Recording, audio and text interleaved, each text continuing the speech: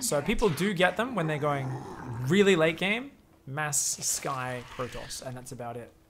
So guys, watching this game, I cannot comprehend what this Terran is doing. Oh, he has actually expanded. I don't think Goody Goody realizes this. Wait, what? What is going on in this game? Goody Goody's like super afraid and he can just A-move that? There's like combat shield marines here? What is going on? He's pulling drones into the fight? An 11 marine 4-minute combat shields push? This is so bizarre. Sorry, I wasn't paying attention in this game, but there's no orbital command either, and he's gone double gas. What was the question? All right, guys, let's get the question for this replay, because this one's bizarre. What is going on here? He says, my go-to move is a dedicated 150 supply Roach Ravager. This is a Zerg vs Terran, dude. You sent us the wrong replay, I think. Or maybe this is your most recent replay uploaded and it's not the right one, because your one was the one with the weird link, actually. Okay, I think this is like an easy win for Goody Goody, guys. I think Goody Goody's gonna crush this game. We're gonna 8 times speed this one. I think this is the wrong replay. Sorry, dude. I'm gonna try and click that link one more time, but yeah, I think it's not the right replay. So let me just. Yeah, this is not a good game. Okay, well, actually, let's hop back in the game because I want to show you guys this. So, Goody Goody's gone to 67 drones, 3 base, fully saturated, and taking a 4th up against a 1 base Terran who's just landed a 3rd there and built a planetary, which he doesn't even know about. So, I'm gonna say this is being what we call a greedy Zerg. I often call it a greedy shitbag. Because I'm like, why would you build that many workers when your opponent's on 1 base? That doesn't make any sense. Even losing the main, he's still infinitely ahead, but he takes a kind of really terrible fight there after he'd already lost the important structures. Oh no, Goody. No, Goody. I love you, dude. You said no, it's the right one. Oh, you mentioned Zerg vs Protoss in the question. Okay, you struggle with identifying the threat level of your opponent's pressure. How do you tell how much of an all-in your opponent is doing? What's the decision tree you have in mind whether you should still commit to your strategy? Okay, that's actually a really good question. This is a great game for it. This is actually really good, guys. This is the correct replay. Fantastic. Good to see Goody Goody still here. Okay, let's go back and let's just come up with some cheats for you. I'm literally just going to give you some cheats because this is the best thing for chat as well. Because I know there's people that struggle versus this. So first of all, I don't know if you realized he's only 1 base. I think you must have, right? Because you saw no command center and you saw a barracks with a tech lab upgrading. So you came up here with an overlord. I think you lost the overlord and you saw, okay, 2 barracks upgrading on 1 base. Therefore, we know there's got to be like a big bio push, right? So you should just be droning. And then somewhere around, yeah, around 36 supply, 3 minutes 30, you should just be going, let's pump a whole bunch of units to defend, right? So let's take a look. We're going to send a drone to build a 3rd. Good choice. I was talking about that earlier today, how you can still build a 3rd because that's easy. It gives you production, right? You don't drone it. It's not economy. That's production. That's the thing a lot of Zerg players need to get their head around. Your hatcheries are not economy. They're production. They're only economy once they have drones at them. I don't think the spine is necessary at all, but at the same time, why not just be a little bit overly careful? You're like, oh crap, there's some push coming. Okay. And your Roach Warren wasn't quite done. Okay, so you've got to invest in Zerglings, you pull your queens to the front. Now, this is not a perfect reaction. A perfect reaction would actually involve you totally disrespecting this push, which a really experienced GM player would say. If I saw this, I'd be like, this is just dumb, lol, roll it, and then, you know, get back to stuff. But you don't have that experience, so this is the correct response for your experience level, Goody Goody. So hats off to you, dude, for playing it super safe here. And you crushed the first push, which means you should immediately drone behind them, okay? So you take a long time to put these drones back to mining. You're supply blocked for a long time. So maybe you should remind yourself to try to remember to build overlords even when there's attacks or pressure coming. Now, you also take these gases way too early. You should be focusing on droning your 3 mineral lines. You don't need gas right now. You haven't even put back on the gas in your main yet. So I think these gases are way too early. You kind of said, oh, my Roach Warren's done. Normally I drop my gases. So something you can do is you can give yourself a better marker for your gases, like when my natural is fully saturated, drop 2 gases. You don't want to be doing that when you're on so few workers though. So I like that you're not putting on gas at least. At least you're not cutting into your mineral income too badly yet. But, oh, only 7 workers on minerals. So this is just a bit of an economic screw up. Now, beyond that, you don't know what's happening, right? You've got to think, oh, there's another push coming. He's still on 1 base. So surely you drone to at most about 2 bases and say, okay, let's stop there and let's just make a lot of units and upgrade and stop. But this is the point where you don't do that. You kind of just focus on doing your own thing. You're droning, you're droning, you're droning, you're droning, you're droning, you're droning, you're droning, you're taking gas, you're droning, you're building evos, you're building a lair. You crushed one base attack, but you're not building any fighting units at all. Nothing. And he's still on 1 base as far as you know. So what you should have done is said, okay, he's on 1 base. Now I'm ahead because I crushed his first attack, so let's get further ahead. Normally, you're in an even game. What's a safe lead? Maybe half a base worth of minerals. 8 drones, okay? So say your opponent's doing a 1 base all-in. In this case, that's 24 workers, okay? So you can go to 32 drones. But then you crush the first attack off you were at 27, 28. And then you can build more drones. Maybe you can push it to 40 drones, or even 45 versus 24, almost double. A huge economy lead. But from that, you should mass units. So remember what I keep talking about all day today? If you guys have been watching a lot, and if you've been watching a lot, goody, it's the idea of you have a scale. You're both even in a game. You can push your economy a bit further than yours. As long as you then swap into army production, you should still be able to defend. If you go 3 bases more drones than them, or even 1.5 bases more drones than them, usually they should be able to kill you if they hit a crisp attack. Okay, that's just maths, right? You're investing all in economy, he's investing all in army. His army should smack the crap out of your army.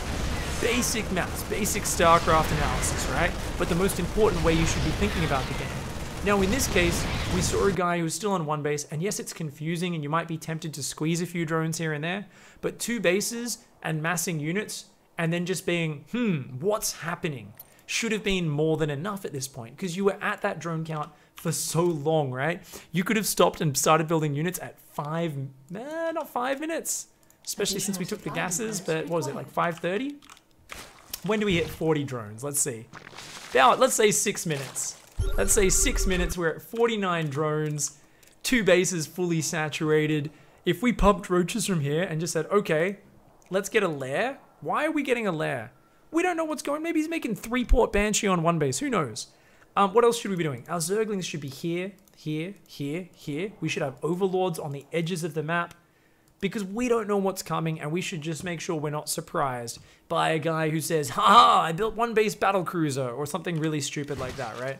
So because you didn't do that either, you were even more blindsided. Whereas even if you were being so greedy, but you saw this pick up and boost across by having these Zerglings I was talking about, if you saw the planetary as well, you'd be like, oh shit, build units, and you'd get in position and you'd have time to prepare. Because we were being so obscenely greedy, we were going double upgrades versus single. So we're trying to out upgrade. We were going lair tech against just basic marine tank medevac. Okay, so we're going equal or better upgrades, equal or better tech, and we were going for triple the economy. So this is not a safe lead. Even when we're ahead, like in this game, this is so far beyond a safe lead. It is obscene. It is disgusting. It's like, no! And yet Zerg players have a tendency to do this more than any other race, because we're the race which we are encouraged when we're learning Zerg to build a ton of workers unless we see an attack coming.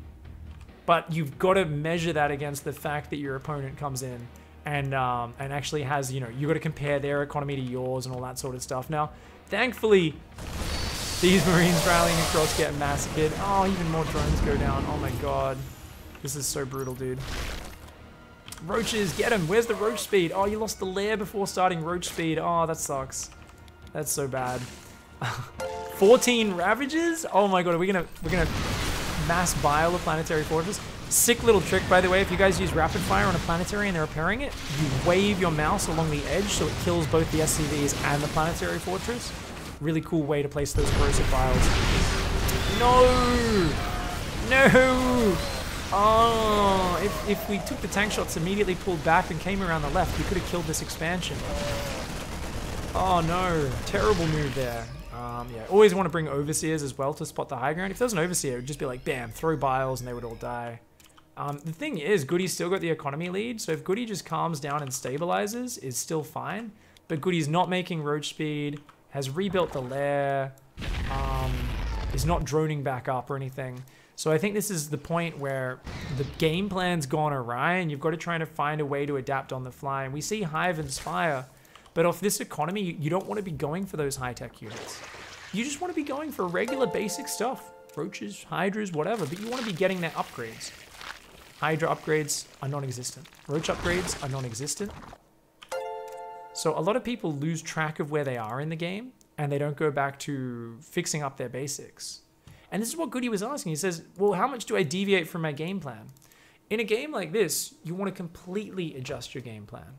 Because your opponent's so far behind in economy, all you need to do is just get a bit more economy than them and mass heaps of units and just try to figure out what they're doing and just take the game to the next step. Because each time you take the game to the next step, they're so far behind, they'll be infinitely behind you. So adding on the Vipers, not a bad choice, but we just forgot about adding upgrades. We kind of forgot about adding all those cute little pieces that allow you to play a more balanced game. And even then, we're still ahead at the end of all this, right? We're still in so much control. What was I talking about, though, with dumb moves catching us off guard, guys? What was I talking about? Triple Starport, 1 base Banshee. Am I a wizard? Can I see into the future? To be fair, he's got a second now, but that's still just so hilarious. Please make Overseers. Please make Overseers. Oh, you're going to try and break him at home. No. Just go home.